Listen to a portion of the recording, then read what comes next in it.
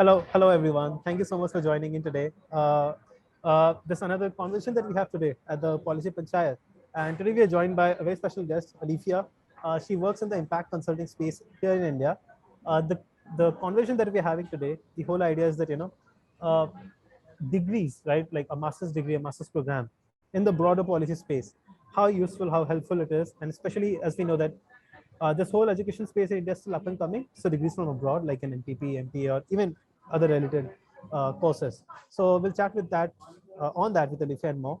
By way of intro, uh, my name is Yash, and I run PPI. Work at Fit in a policy role. And Alefiya, if you could quickly introduce yourself, please. Hi, thank you so much for having me, Yash. My name is Alefiya Doctor, and I completed my master's at the London School of Economics with a degree in development management. Currently, I am an incoming consultant at Dalberg, prior to which I worked at Social Lens Consulting, which is a boutique impact consulting organization based in Mumbai for about 2 years. And I'm very interested in the environment space and currently working towards upgrading my skill set in the same. Thanks, Alefiya, and thank you again for taking up the time. Very helpful. We'll quickly get started, right? If you could, just share with our audiences your experience of studying abroad, and yeah, what was it like? What would you like to share? Right. So I studied abroad after completing an undergrad from NMIMS. I did my BSc in economics. After which I was very confused about what I wanted to do. At the time, I wanted to study international relations, but I also wasn't sure about opportunities post international relations. And at the time, I needed some time to figure it out. And I did a MA in politics in Mumbai University. At the same time, I also did a postgraduate course in international relations on the weekend. So it was almost like a 7-day week. And at the same time, I was also working with ORF. So it was a very hectic time. And down the path, I realized there wasn't international relations that I wanted to study, but it was international development that I wanted to study. And I thought that, that's a skill set I can apply into my work. And I looked up courses and I knew exactly what I wanted out of the course. I wanted to work within management, within consulting, within a certain sector. And there was only, it came down to 2 or 3 courses: LSE, Sussex, and I believe it was Bath. And what really drove me to choose my university is just, apart from the education is great everywhere, but I also feel that LSE also gave me a great brand name, job opportunities after, and that's what really led me to that direction. Just building on what you shared, Olivia, what were some of the, let's just start with the cons, right? While you were making this decision and all these choices, right? When I say cons, like what were some of the things you were in particular looking out for or evaluating, right? And what were just your thoughts while making these decisions for yourself? Right. So I think one of the first few things was I had already been studying for 5 years, like of course 3 years undergrad plus 2 years masters.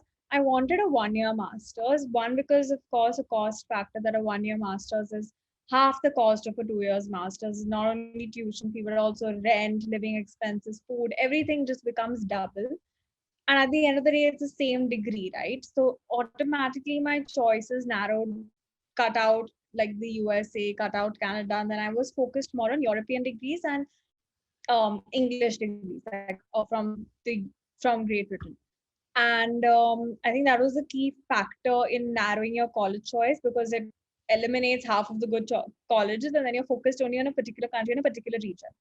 And also, I think a very important factor to consider is I did have 16 years of education, which is not necessary in the UK, but it was necessary in US and Canada. But so, and if you want to say go for a degree right after undergrad, UK is an option. So I think that is another big factor of consideration. Other things that really, mattered to me was, of course, the brand name of the university. Like, I feel education, yes, it does matter, but when you're picking between the top 5 universities, then there is good education everywhere. There might be a few deltas and stuff, but that is something you should be able to pick up on your own with like extra reading and things. So then really what happens is, where are you getting the most respect?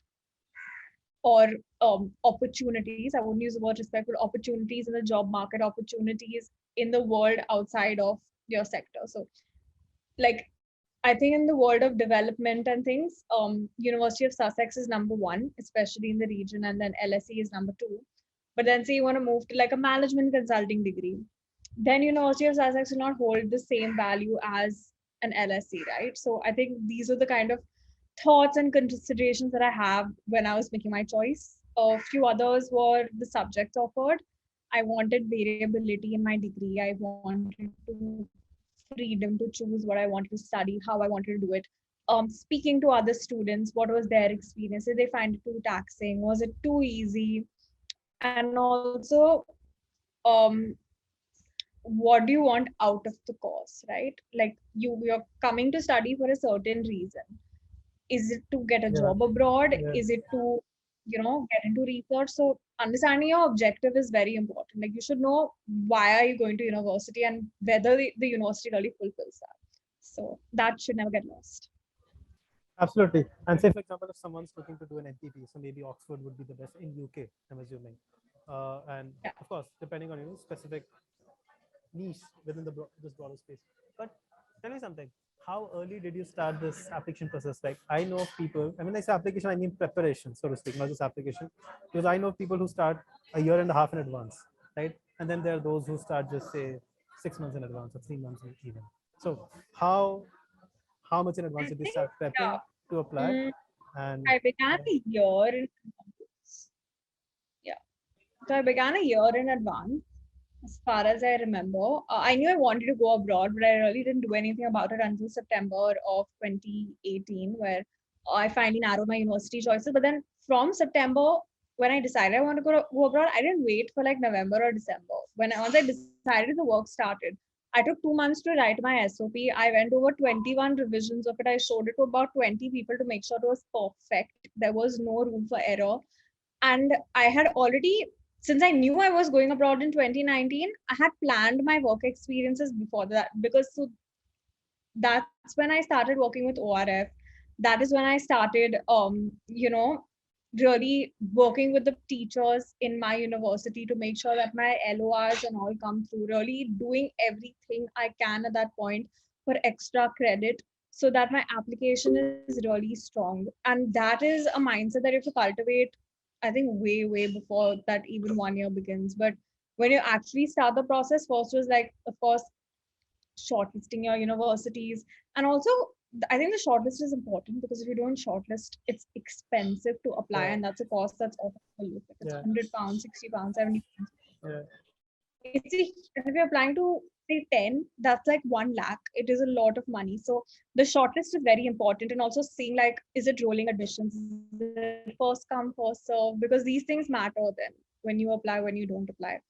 So yeah, I think so 2 months to write my SOP, clean it up, and then I applied in the month of December, because I wanted a lot of clarity by the month of March whether I'm going or not, because I think I, as a person, I don't like the uncertainty about not knowing what the next year is going to hold for me. So I mean, if you are like that, I would always recommend you to apply early. Also, because then with rolling admissions, you're not waiting until like an April or May to know. You'll find out very quickly. So I think I applied to LSC on the 19th of December, and I had my acceptance on the 4th of February.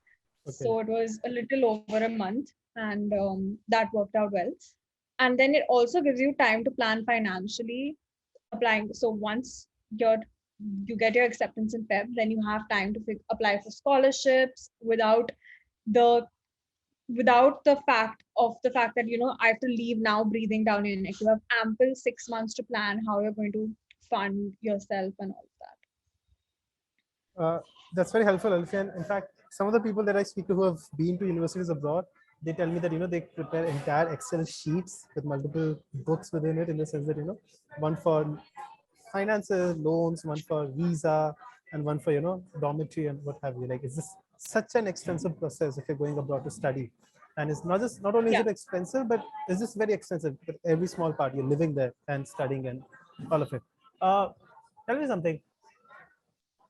I mean, having done this program, actually a couple of things, but I'll come the second one later. having done this program from LSE, right? What are some of the, let's just say, if I had to tell you that, if you tell me 3 or 4 of the biggest takeaways for you, right, from doing such a program from LSE and the experience that you had, what would that be? Like the biggest pros, so to speak. Um, yeah. So I think three of the biggest takeaways, I think number one was the education system over here has conditioned me to think in a certain manner and write in a certain manner, right? Where there is a right or there is a wrong. But I think once you go to LSE, you're asked questions where there is no right answer, there's no wrong answer.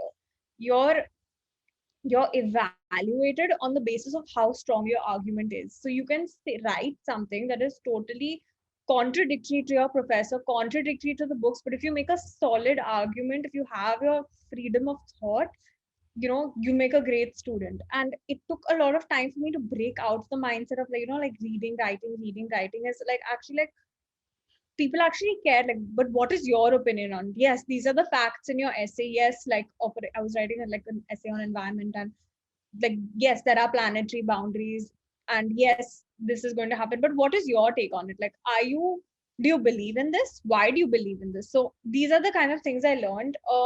This point number one. Point number two is that I had a lot of access to my professors. LSE has an open door policy with their professors where you can book an appointment with any professor all over campus, no matter whether they taught you or not. It's just through like an app, and you can book it. And you can ask them what you want, talk about what you want. And I think that's great because you have access to some of the greatest minds in the sector globally, and you can draw out any kind of information, opinions you want, and to help you further your research, to help you further your career, and just network and form bonds. So I think that was really great. And I think the third thing was it my batch was very diverse. I had friends from South Korea, I had friends from Serbia, I had friends from Colombia. It was not like too many Indians and too many Chinese, which is what we see at a lot of big universities. But I had friends from Peru and Ghana and so many diverse countries. So I think that was one of the most rich cultural experiences I've ever had. And uh, just building on that, Alefiya, so how practical, right? And in what aspects did this degree help as you try and build a career in the social impact and consulting space in India today? Right. So, I think I mentioned earlier, one of the reasons I chose this degree was it was very practical because we got to work on a live consulting project for a year, which contributed to my work experience side by side while getting the degree. So I got a chance to work with the Inter-American Development Bank on a consulting project in a team of four where we designed public-private partnership to further technology transfer in the Pacific Alliance. And this is the practical experience because when you graduate with like relevant work experience, working with some of the biggest names in um in the sector globally. And this is why it was practical also because the you get to network a lot, you get opportunities to meet with the firms you want to meet. Hearing, I think choosing a big university is good because then they also like give you access. So like we had informational sessions with Palladium, Dalberg, just a few of the names that are coming to my head right now, but we had access to all of this while we were still in college. So you knew going out what is available, what is not available. You've already spoken to people working at the company just because you're a student. So I think that really helped. One of the most popular things that we get asked on this, Alefiya, by audiences, and when we share that this is a conversation we're having, which is to do with costs, right? And one is the tuition cost, of course, but on top of that, right, in terms of say visas, cost of living, travel, transport, food, uh, without say going to specifics, like, do you think, is it a fair assumption to make that someone should work in the UK for a couple of years after degree, only then can they break even? I'm assuming the person does not have say much of a scholarship, right? Maybe a 10-20%, nothing like say 100%. Like, how does that equation, what does that equation look like? How does that work out? So you're talking about working while studying, right? While studying, and that's one thing, of course, and also after you've completed program, right? I think in UK you can work there for 2 years post Yeah. a degree from the country. So is it absolutely critical for someone to be able to, let's just say, make do on their loans to work in the UK, or is that something I'm covered while India, working in India as well? Um, I think it really depends what you want to get into after.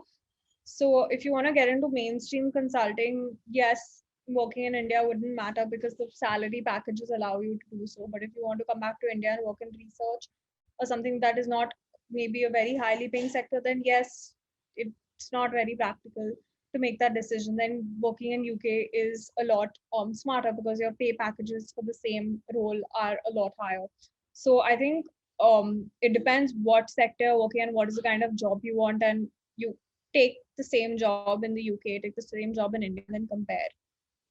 And I think that would be the best way to take a decision. Of course, I mean, if your cost is also free enough, there are a lot of like campus jobs and things like that, that, you work like 2 hours a week, 2 hours a day, 1 hour a day, and, you do end up saving a lot at the end of a month. So these are some things you could also explore, of course, if your like schedule allows it and it's not having a negative impact on your studies. These are some of the things that you can also consider. Gotcha. I think any before we just wrap this up, Alefiya, anything that you would like to share to those who are considering applying this year in the next cycle? We'll just wrap this up. Yeah. I think what's really important is know why you're going abroad. Once, like, if you're going abroad for a job, your treatment of your degree is going to be very different if you're just going abroad to learn. If you're going abroad to meet people, the way you treat your degree is very different. The hours you spend doing what, you can spend your free time networking. Or if you're just going abroad for, like, say you're going abroad so you can come back to India and get a good job and you're on loan, then you spend your free time working. But beyond your degree, I think it's very important to understand how you're going to spend your free time, because the degrees are not as hectic as they are in India. You do get a lot of free time on your hands. So if you're going, it's not only the university, it is a full 365 days that you're going to spend in a foreign country. So use that time wisely, meet people, have new experiences, get work experience if you can, network, and really like figure out whether this is it for you. Like, I think it's very important to be true to yourself and say, like, is this what I really want to study and make a career out of? Because I think after that it becomes very difficult to, like, then like shift the sector and things like that. So you should be very, very confident in why you're doing what you're doing, and then yeah, move ahead. I usually whenever I'm speaking with people on this, I tell them a couple of things. One is that please maybe work for a year or two at least before going for such a program, right? So that because a master by its very definition is more of a niche, right? So at least have the clarity, what do you want to do masters in, right? And why, right? And at what juncture? Plus, of course, with more and more of work ex, the chance of getting a better, let's just say, scholarship also improves. It's the practical aspect of it. And and secondly, like uh, the biggest cost of a master is not just the fees but also the 2 years you will not be working. So again, important to time it well, right? That's the opportunity cost. Yeah. But this is very helpful, Alifa, and of course I would say for a space And like if I may public add to that, yes, sure, one more thing sure. came to my head was, I mean, a lot of people are going abroad to move, right? Like, to permanently settle abroad. But you have to also realize the time you start applying to your universities is also the time you start figuring out what jobs you're going to get to. It's not going to happen at the end of the course magically and you get it's like 2 years of hard work to understand what is the best way to get a job. So if anyone is applying to move, your application point is also the point where you figure out how you're going to get a job and what are you going to do to prepare for that. So I think, yeah, that's all from me. It's very helpful for all our audiences who are watching. As we just discussed, it's a very extensive process. For this particular video, in fact, we have partnered with Foreign Admits, foreignadmits.com. They're a startup which helps people, get into degrees, universities abroad, right? And the whole process, end to end, as they call it. So do check that out. The link will be in show notes. And if you want us to have anyone else as a guest or discuss any other topic, please do leave that in comments. And of course, we'll have Alefiya's LinkedIn in the show notes as well. Please feel free to look her up and reach out to her. I'm sure she'll be happy to help. But thank you so much for your time, Alefiya. It's been a pleasure hosting you today. Thank you so much, Yash. And speak soon. Bye bye.